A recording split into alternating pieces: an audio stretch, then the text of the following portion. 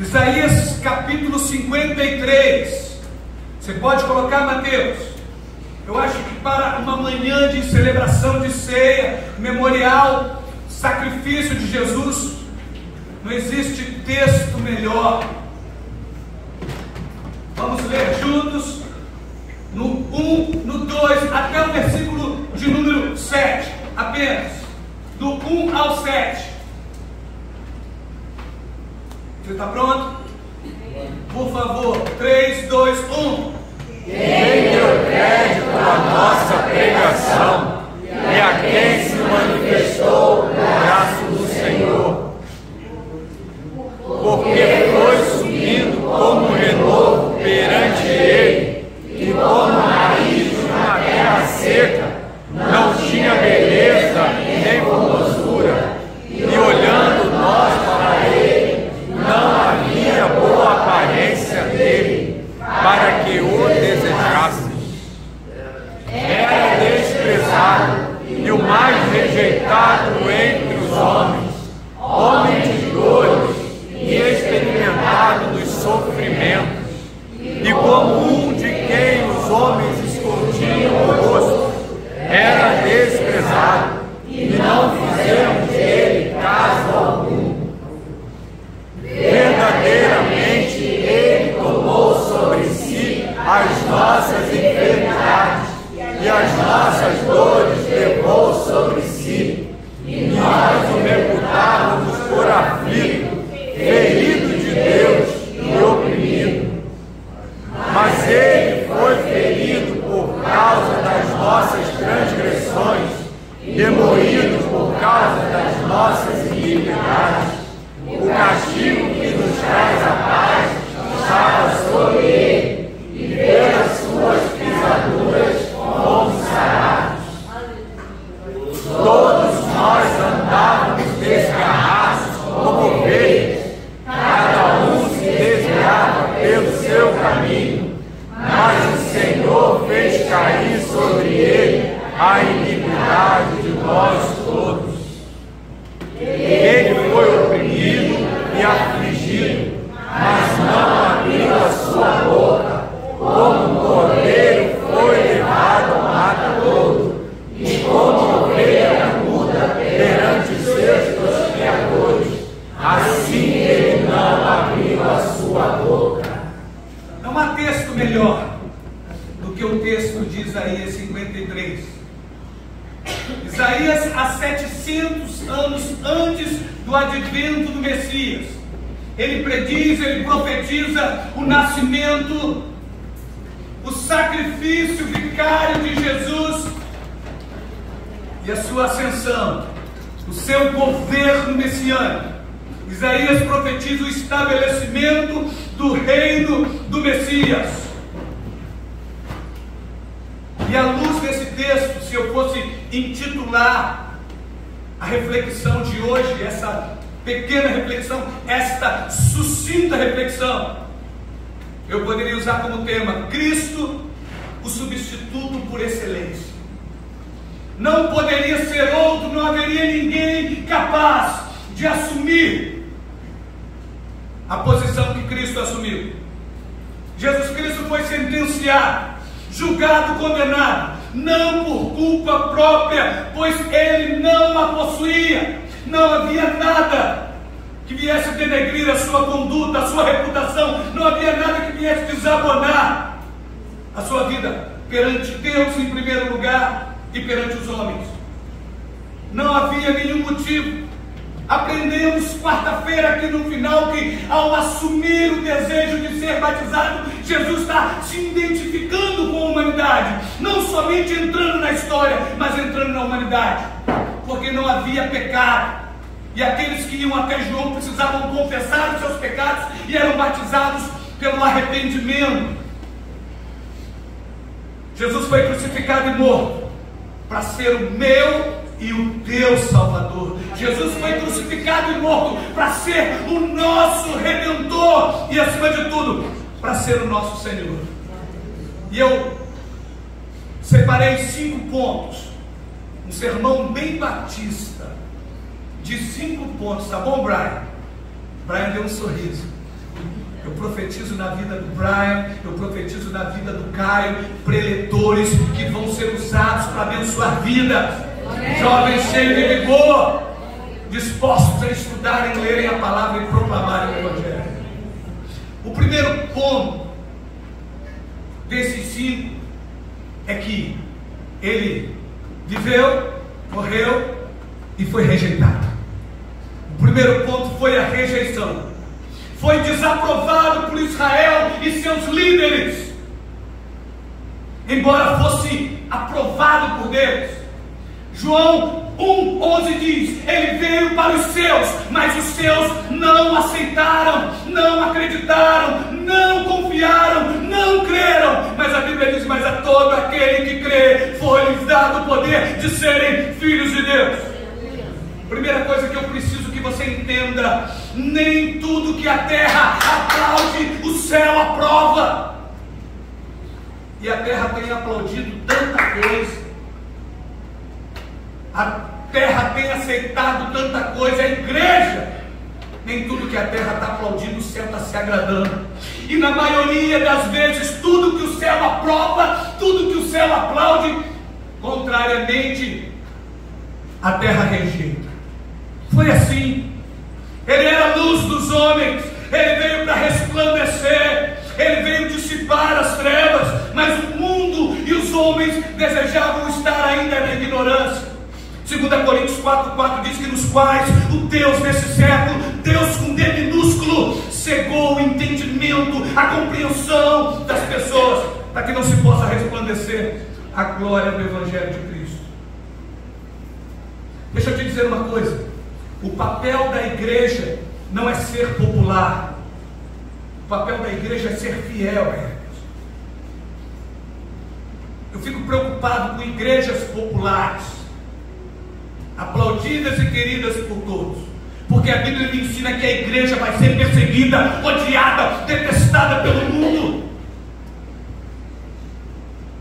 Vão tirar a vida dos cristãos achando que estão fazendo uma obra para Deus. Jesus não tinha beleza, não tinha nenhum tipo de beleza que Israel aprovava, e hoje nós vivemos por isso, pela beleza. O texto diz, quando olhamos alguns quadros europeus de Jesus, lourinho, de olhos azuis, não é bem isso, não havia beleza que o desejasse. Alguns estão atrás de beleza, alguns olham muito a aparência. Sabia disso? A Bíblia diz que Deus não vê como o homem vê a aparência, o homem vê o exterior, mas Deus conhece o coração. Às vezes é muito bonito por fora, é muito bonita por fora, mas por dentro, na personalidade, no comportamento, se torna feio. Conhece alguém assim? Já viu alguém assim? É de uma belezura. E me diz uma coisa: quem estipulou o padrão de beleza? Quem disse que tem que ser magrelo ou gordo? Quem disse isso? Quem tem autoridade para estipular a beleza? Só quem tem autoridade para estipular a beleza é aquele que é Senhor dos céus e da terra. Não é a tendência, não é a moda, não é o Fashion Week, não é Paris. Não. Deixa eu te dizer uma coisa: você que é desprovido de... Tem alguém desprovido de beleza aí? Levanta a mão. Tem alguém desprovido de beleza? Deixa eu botar a mão na mão de você.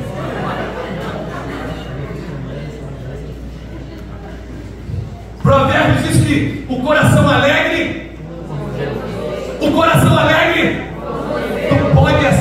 tu pode até ser feinho, mas se o teu coração for alegre, o seu rosto vai ficar bonito.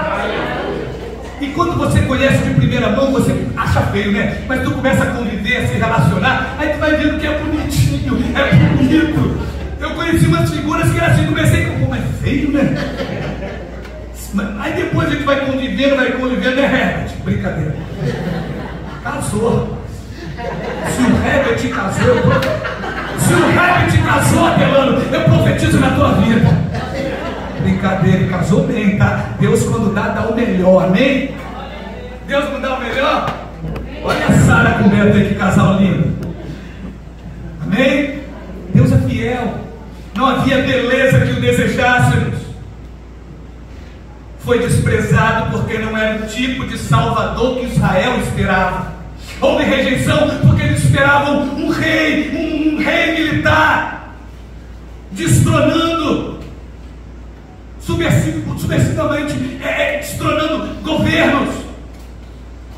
Mas não, ele vem manso e humilde, ao invés de entrar em Jerusalém num cavalo branco, num alazão, não, num azalão, não, num azalão. Fala para mim. Você está ligado, né?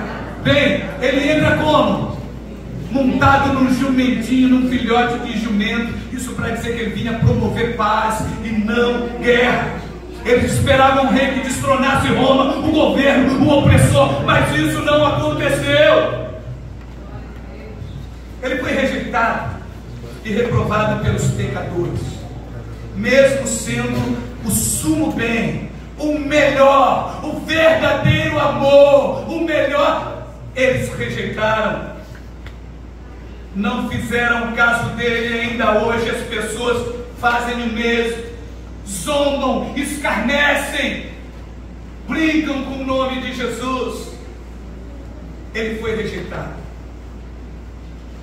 Segundo ponto, o seu sofrimento, ou melhor, seus sofrimentos foram em nosso benefício. Tudo que Jesus vivenciou, toda dor, todo martírio, todo calvário, aquele sacrifício vicário foi em favor da humanidade, em favor da minha vida e da tua vida. Nossas transgressões, todo o pecado foi expiado por ele na cruz.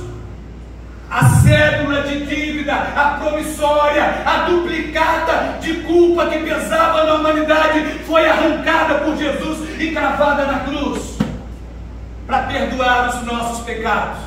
Ainda que os pecados sejam vermelhos como escarlate, se tornarão brancos como a neve. O castigo que veio sobre ele nos trouxe paz.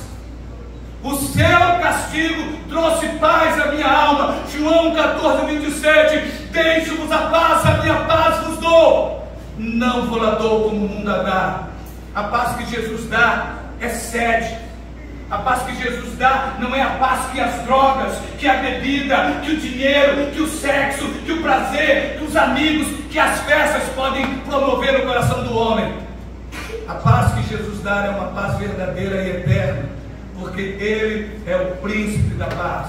Não é uma paz passageira, momentânea, superficial, uma paz que quando o efeito acaba, a paz vai embora. É uma paz que mesmo em meio ao caos, a dificuldade, o problema, a tribulação, a enfermidade, Ele deixa o nosso coração tranquilo, porque sabemos em quem cremos. Toda dor que Jesus vivenciou foi para nos beneficiar. Ele foi ferido fisicamente para nos dar saúde espiritual. Ele foi dilacerado, ele foi transpassado com uma lança, esbofetearam o seu rosto, ele foi cuspido, ele foi humilhado e envergonhado para nos dar vida e vida em abundância. E essa vida começa na alma, essa vida começa no espírito, o ruar, o pneuma, o sopro de Deus, para restaurar o homem caído, para trazer cura na alma, para quebrar a maldição do pecado. Todo o seu sofrimento foi em nosso favor. Terceiro, sem Cristo, toda a humanidade é errante. Sem Cristo, toda a raça humana caminha a passos largos para se distanciar de Deus. Nem todos são criminosos, nem todos são mentirosos, nem todos são adultos, nem todos são assassinos. Mas a Bíblia diz que todos pecaram e destituídos estão da glória de Deus. A Bíblia diz que a nossa justiça é trapo de imundície. Deus olhando e não viu um sequer. E sabe o que acontece? Mateus fala sobre o caminho largo, que muitos entram por esse caminho, caminho que conduz à morte. Provérbios 14:12 diz: há caminhos para o homem que parecem direito, mas fim são caminhos de morte. Todos têm seguido o seu próprio caminho. Temos errado como ovelhas, cada um andando após o outro, como ovelhas que não têm pastor, diz o profeta. Aí eu te digo, o caminho da vontade própria costuma ser um desvio para o caminho de Deus. O caminho da minha própria vontade me distancia do caminho do Senhor. Lembra do versículo-chave de Juízes? Não havia governo, não havia liderança, não havia rei, e cada um fazia o que parecia reto aos seus olhos. A humanidade sem Cristo caminha num caminho errante. Quarto e penúltimo ponto. Aí, depois de pensar que ele foi rejeitado por minha vida, que ele se entregou e ele sofreu por mim, que ele se fez o próprio caminho para me conduzir ao céu, o novo e vivo caminho. Jesus diz: eu sou o caminho, eu sou a verdade, eu sou a vida, e ninguém vem ao Pai senão por mim. Ao refletir sobre tudo isso, eu preciso que venhamos pensar sobre a nossa atitude para com o sacrifício de Jesus, diante de tudo que ele fez. Faz uma retrospectiva nessa manhã de ceia. Olha para 2000 anos atrás, contempla o Monte da Caveira, contempla o Gólgota, e vê Jesus entre dois ladrões, pedindo: Pai, perdoa, porque não sabem o que fazem. Então a minha primeira atitude é admiração. Admiração pela submissão ao Todo-Poderoso. Hebreus diz que, ainda que sendo filho, aprendeu a obediência por aquilo que padeceu, porque sendo Deus, se esvaziou-se de toda a glória, e se humanizou, e se fez homem, e não somente entrou na história, mas entrou, encarnou a própria humanidade. Um Deus que se fez homens, para tornarem os homens filhos de Deus. Admiração pelo silêncio, o silêncio de quem podia sentenciar os seus perseguidores, o silêncio de quem podia sentenciar os seus acusadores, mas o texto diz que ele não abriu a boca, ele não se defendeu, ele não se justificou, ele não questionou, sendo santo, sendo perfeito, sendo puro, sem nenhum pecado. Ele calou, e como ovelha ele abaixou a cabeça e foi conduzido ao matadouro. Preciso admirar, porque quando eu acho na prerrogativa da minha razão, quando eu acho que eu estou certo, eu abro a boca e falo, eu reclamo, eu discuto. Jesus ficou quieto. Eu acho que eu preciso aprender com Jesus a me calar. Às vezes é melhor ter paz do que ter razão, e a gente quer discutir, a gente persiste numa discussão para ter a razão. Eu estou certo, não. Jesus calou, pastor Samuel. Certo, correto. Ele abaixou a cabeça. E eu quero admirar isso, admirar a submissão dele em obedecer. Eu preciso admirar pelas consequências para Deus e para nós nessa silenciosa submissão. Porque no sacrifício vicário de Cristo, ele reconciliou o céu, ele reconciliou o homem. Aquilo que estava errado, ele consertou, ele aplanou, endireitou o caminho. Em Cristo, todas as coisas no céu e na terra são reconciliadas com Deus. E eu preciso, para encerrar, ser grato a Deus por todo o benefício consequente. Tudo que tenho, tudo que sou vem das mãos dele. Tudo que tenho, tudo que sou vem dele. A salvação vem dele, a saúde vem dele. Eu estou aqui hoje porque ele quis. Domingo passado eu estava deitado num leito com acessos na veia, e hoje eu estou aqui. O que é a vida? O que é a vida se não um vapor que aparece por um pouco de tempo e logo desvanece? O que é a vida? Não diremos amanhã, eu não sei o dia de amanhã, eu não sei se eu estarei vivo amanhã. Eu sou grato a Deus pela família que tenho, pela mãe que tenho, pela esposa que Deus me deu. Eu sou grato pelo filho que tenho. Eu sou grato por poder ir e vir. Eu sou grato a Deus porque eu tenho 5 sentidos funcionando: o olfato, o paladar, a visão, a audição. Eu posso caminhar e quantos não podem? Eu sou grato pelo trabalho. Eu sou grato pelo salário. Eu sou grato pela água que eu tomei um banhozinho hoje. Tem gente que não tem. Pode vir. Quem tem que vir, venha. Gratidão a Deus. Você é grato a Deus? O Senhor já olhou para a cruz? Eu sou grato porque Ele pisou na cabeça da serpente. Eu sou grato porque Ele venceu a morte. E eu sei que a morte não tem mais poder sobre a minha vida. Eu sei que eu vou ressuscitar com Cristo. Aquilo que o olho não viu, aquilo que o ouvido não ouviu, não subiu no coração do homem, é o que Deus tem preparado para aqueles que o amam. E nessa atitude de admiração, nessa atitude de gratidão, por fim, confiança. Confiança e fé no valor da obra expiatória. O sangue de Jesus me purificou, perdoou os meus pecados. O sangue de Jesus me fez uma nova criatura. Eu sou uma nova criatura em Cristo. Você é uma nova criatura em Cristo. E quem quiser pode se tornar uma nova criatura pelo sangue que foi vertido na cruz. Eu concluo esse texto dizendo que há 700 anos antes da cruz, o profeta anunciou o sacrifício vicário de Cristo. 2000 anos se passaram. 2000 anos depois, nós podemos dar graça, nós podemos louvar a Deus por tal sacrifício, rememorando o fato através da celebração da ceia. Nossa atitude para com o sacrifício precisa ser analisada, para que haja uma mudança substancial na nossa vida. Por isso Paulo diz: examine-se, pois, o homem a si mesmo. Faz uma retrospectiva, faz uma introspecção, olha para dentro de você. O que foi que aconteceu? Aonde você parou?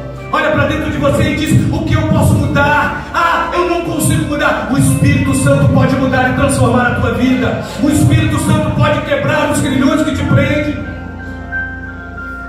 O sangue vertido na cruz tem todo o poder. Eu sou grato porque a obra foi feita. E lá na cruz, ao entregar o Espírito, vem pastor Aguinaldo, assuma aqui um ponto. Jesus diz: está consumado. Está consumado. Jesus realizou a obra de Deus. Jesus aplacou a ira divina. Jesus satisfez a justiça de Deus por nós. Todo aquele que crê, todo aquele que confessar que Jesus é Senhor, haverá salvação pelo sacrifício na cruz, pela sua morte, mas pela sua ressurreição. E assim como Ele ressuscitou, nós ressuscitaremos também. Fecha teus olhos. Fala com Deus agora. Nós vamos realizar o memorial da ceia. Converse com Deus, coloque a tua vida no altar. Se você ainda não entregou a sua vida a Jesus e deseja fazê-lo, levante a sua mão no ato de fé. Entrega teu caminho ao Senhor, confia nele, o mais Ele fará. É assim que funciona. Deixa Jesus entrar na sua vida, mudar a tua história.